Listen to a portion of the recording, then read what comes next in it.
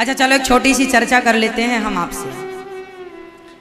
मेरी माँ एक छोटा सा सवाल आपसे, बताइए आप सभी लोग बताइए माता सीता सुंदर थी या नहीं? माता द्रौपदी सुंदर थी या नहीं? कितनी सुंदर थी? अति सुंदर। कितनी सुंदर थी? अति सुंदर। और माता सीता अति सुंदर थी, इसलिए रावण ने माता सीता का हरण क्यों किया? बहुत सारे कारण रहे होंगे माता सीता के हरण में, पर यह भी एक कारण था कि माता सीता की सुंदरता ने, माता सीता बहुत सुंदर थी, इसलिए रावण ने उन्हें हरने का मन बनाया। द्रौपदी माँ बहुत सुंदर थी, इसलिए उनसे विवाह करने के लिए कर्ण भी गए थे, दुर्योधन भी गए थे। जब स्वयंवर था द्रौपदी का तो बहुत लोग गए थे, इसलिए हमने कहा माता सीता अधिक सुंदर थी, इसलिए उनका हरण हुआ। माता द्रौपदी भी अधिक सुंदर थी, इसलिए उनका भरी सभा में अपमान हुआ। नमस्ते संसार का सभी मनुष्यों को, फिर से नमस्ते संसार का सभी सुंदरता को। यह सुंदरता, यह सुंदर दिखना क्या है? मनुष्य स्थान, काल या पात्र अनुसार सुंदरता का विचार करता है। ईश्वर का सृष्टि इस संसार में हर वस्तु सुंदर है, लेकिन मनुष्य अपने विचारधारा के अनुसार कोई भी विषय, वस्तु या प्रक्रिया को सुंदर बोल के व्यक्त करते हैं। और यह सुंदरता का विचारधारा स्थान, काल या पात्र अनुसार बदलता है। जैसे हमारे भारतवर्ष में साधारण रूप से गोरा महिला या नारी को सुंदरता का दर्जा दिया जाता है, लेकिन यूरोप में महिलाएं अपने गोरा रंग को धूप में जला के टैन करते हैं सुंदर दिखने के लिए। इधर वेस्ट इंडीज में मिस वेस्ट इंडीज बनते हैं बेहद खूबसूरत काला रंग के महिलाएं। ऐसे ही किसी को छोटा आंख पसंद है तो किसी को बड़ा बाल, किसी को बॉडी बिल्डर सुंदर लगता है तो किसी को डाइटिंग पसंद है। ऐसे ही एक ही वस्तु को अपने विचारधारा के अनुसार किसी को सुंदर लगता है तो किसी को असुंदर लगता है। जैसे एक पशु पक्षी प्रेमी को एक मुर्गा अपने पंख फैला के उड़ते हुए, दौड़ते हुए सुंदर लगता है, वही मुर्गा एक मांसाहारी मनुष्यों को अपने प्लेट में सुंदर लगता है। मुर्गा लड़ाई पसंद करने वालों मनुष्यों को वही मुर्गा लड़ाई का मैदान में सुंदर लगता है, लेकिन वो मुर्गा अगर बीमारी में मर जाए, सड़ जाए, तब किसी को सुंदर नहीं लगता, बल्कि घृणा आता है।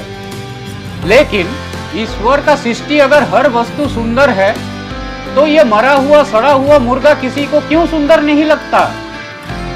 अरे लगता है ना। हर सब खाने वाले पशु पक्षी को वो सड़ा हुआ मुर्गा सुंदर लगता है।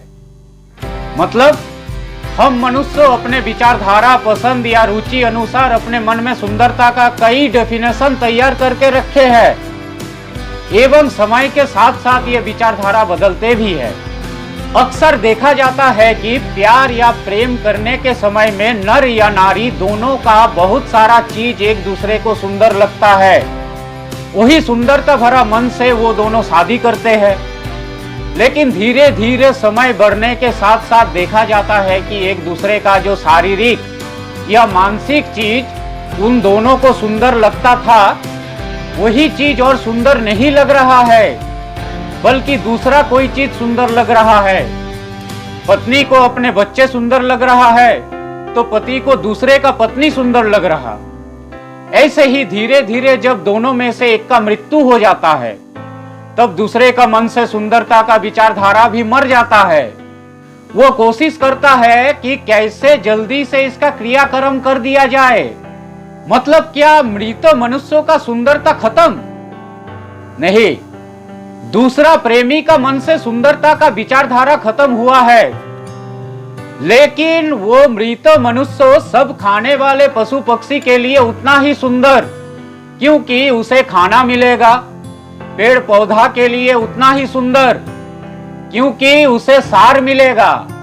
मतलब हम मनुष्य स्थान, काल, पात्र एवं अपने जरूरतों का हिसाब से सुंदरता का विचार करते हैं।